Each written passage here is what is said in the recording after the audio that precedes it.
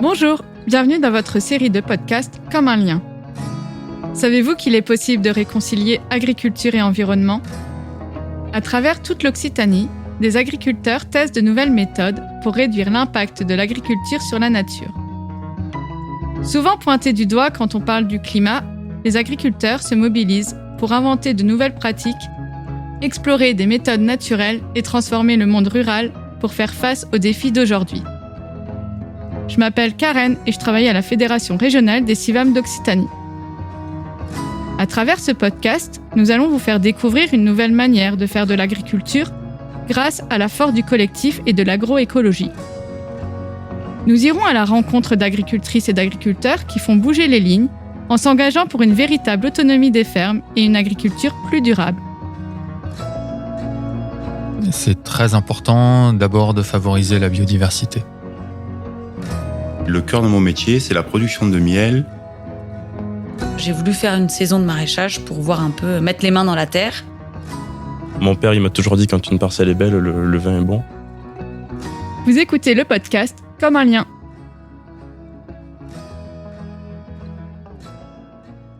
À tout juste 30 ans, Valentin a opéré un changement radical pour réfléchir à l'urgence climatique et redonner du sens à sa vie. Ce néo-rural a alors choisi de revenir à la terre en s'installant en GAEC avec 2 autres associés, dans un projet qui mêle agriculture biologique et projet collectif. Pour lui, la rentabilité et la qualité de vie étaient 2 variables essentielles à la réussite du projet. Pour résoudre cette difficile équation, il a été obligé de mettre de côté certaines de ses envies, réévaluer sa vision de l'agriculture en abandonnant quelques principes agroécologiques. Il nous raconte son histoire.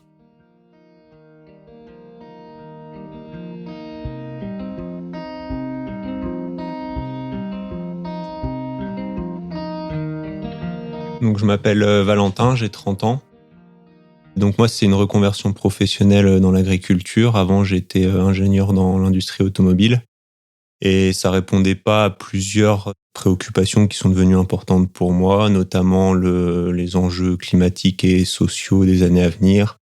J'ai eu envie de quitter ce monde-là, du coup. Et je me suis tourné vers l'agriculture parce que c'était du coup un besoin essentiel. Et ça répondait à ce que je recherchais en termes de travail à l'extérieur aussi, de trouver un métier avec du sens. J'ai pris le temps, quand j'ai quitté l'industrie, de faire plusieurs expériences salariées ou des stages dans divers domaines de l'agriculture. Et finalement, je me suis orienté vers le maraîchage. Mais l'élevage aussi m'avait plu. Et finalement, j'ai trouvé une ferme où il y avait les 2 qui étaient présents.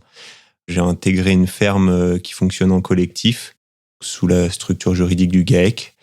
Et donc, on fait majoritairement du maraîchage, mais il y a aussi un complément d'élevage avec des génisses en pension qui nous permettent d'être autonomes en fertilisation en faisant notre compost.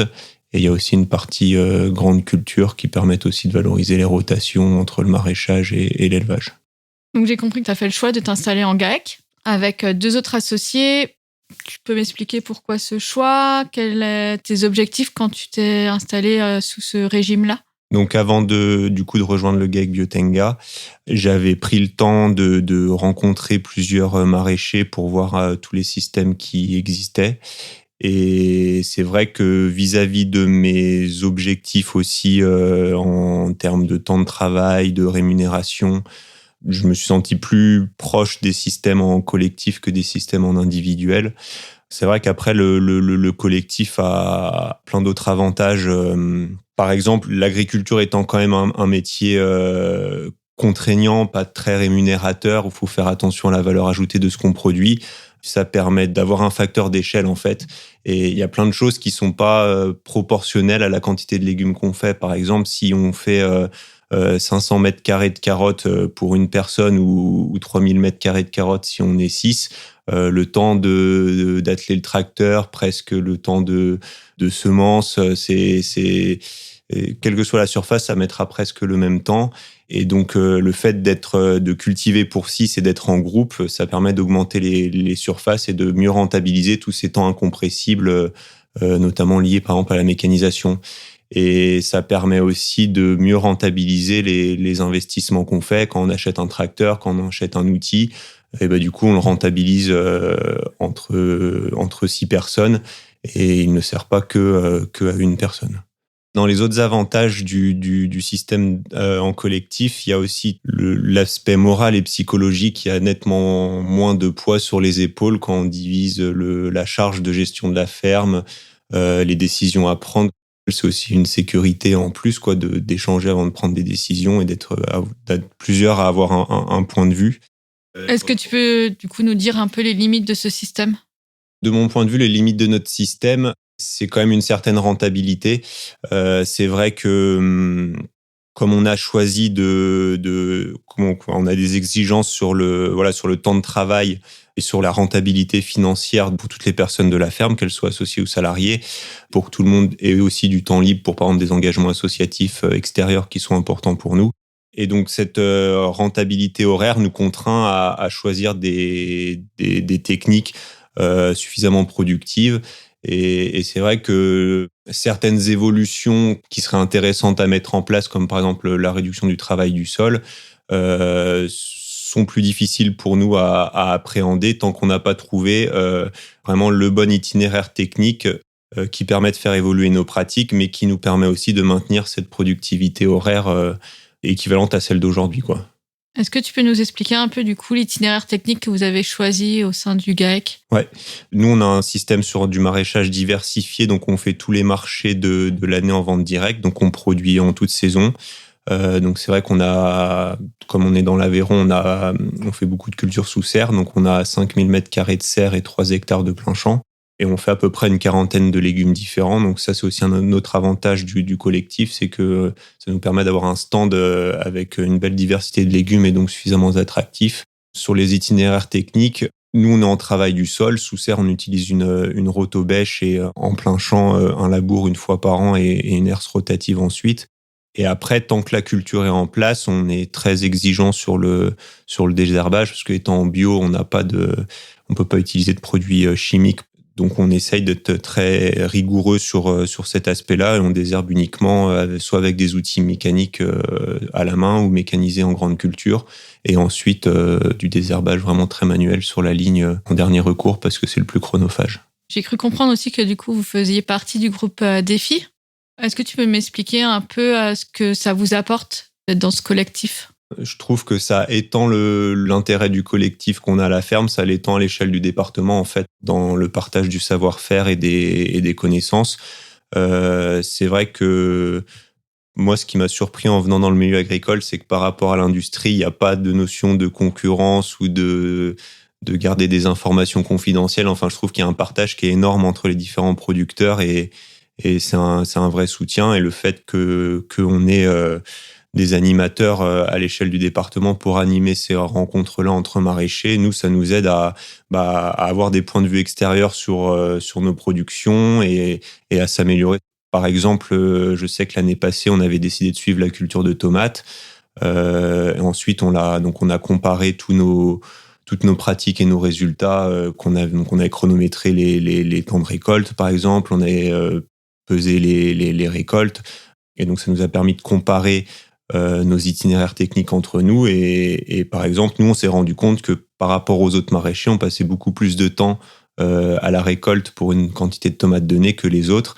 Et donc, du coup, on a pu embrayer sur des discussions de détailler comment ils faisaient, quels outils ils utilisaient. C'est vrai que nous, on va progresser cette année là-dessus parce que c'est grâce à ce partage de connaissances entre maraîchers qu'on s'est rendu compte qu'on avait un point d'amélioration là-dessus. Et donc, ça contribue aussi à améliorer notre productivité à l'heure et donc à pouvoir aussi gagner un peu de temps libre, ce qui est assez précieux dans ce métier.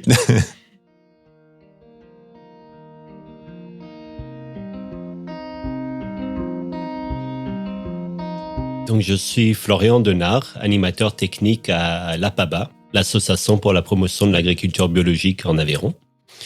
Et mon travail consiste à accompagner des maraîchers et maraîchères dans leur activité.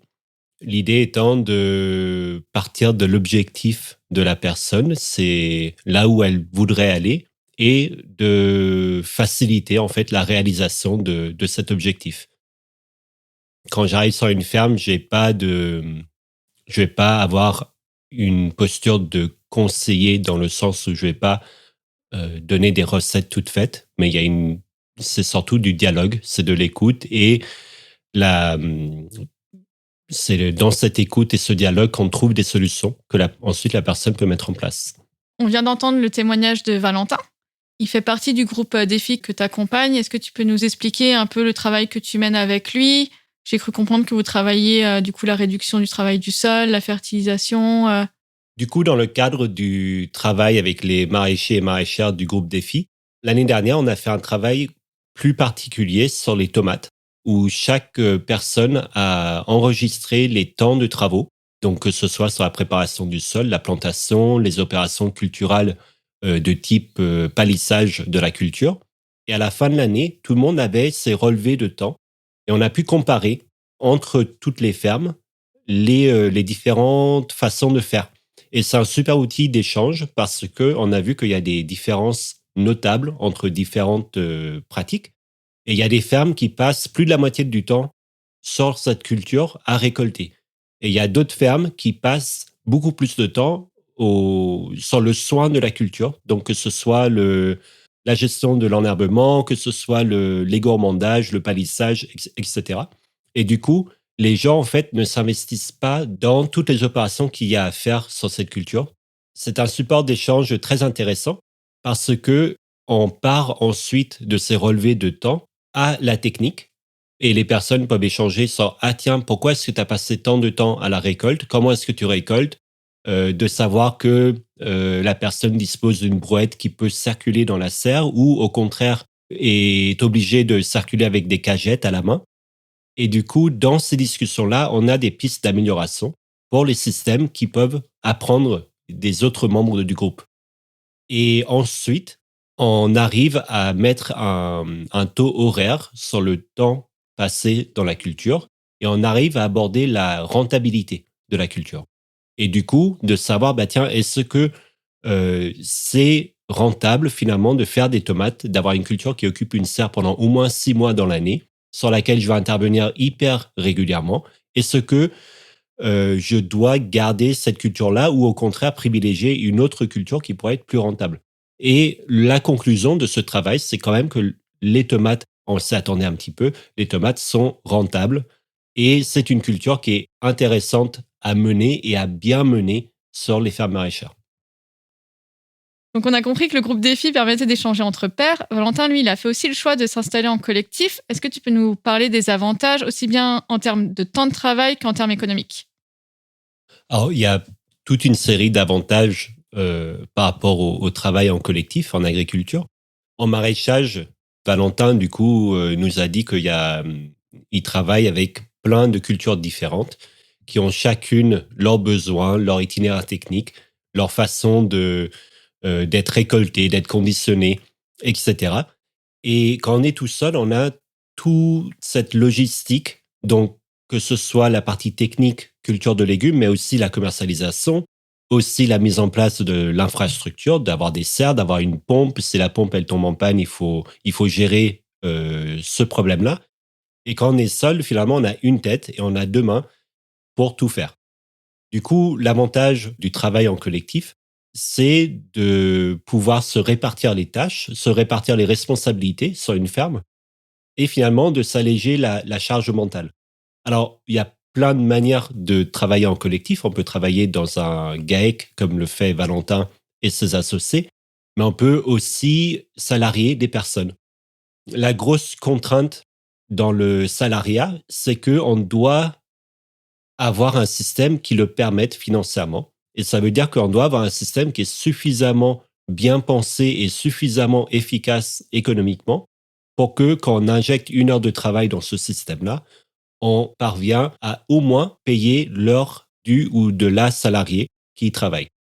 Si on a un système où on passe la moitié de notre temps à bricoler le tracteur ou la pompe ou si la fertilité du sol n'est pas suffisante pour avoir des rendements qui permettent d'atteindre ce revenu horaire, si on salarie quelqu'un, on est en train de perdre de l'argent et c'est pas non plus le but vu que on est sur des systèmes qui sont souvent relativement fragiles financièrement.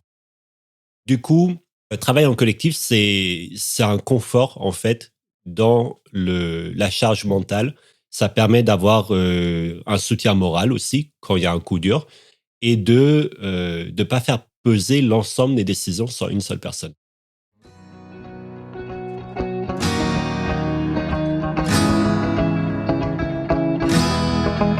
Aujourd'hui, de plus en plus de néo-agriculteurs sensibles à l'urgence climatique suivent la voie de Valentin avec une ambition: faire de l'agriculture une activité rentable. Et c'est aussi l'un des objectifs des CIVAM d'Occitanie: redonner aux fermes une plus grande autonomie. N'hésitez pas à découvrir l'histoire de Valentin et de ses associés sur le site du GAEC Biotanga. En attendant le prochain épisode, n'hésitez pas à consulter le site web de la FR CIVAM Occitanie. Vous pouvez également nous rejoindre sur les réseaux sociaux pour découvrir nos projets et échanger avec nous. Comme un lien est un podcast du CIVAM Occitanie, produit par Studio Podcast Montpellier, écrit par Paul Angèle et réalisé par Bastien Nicolai. Ces épisodes sont financés par la DRAF Occitanie et la région Occitanie.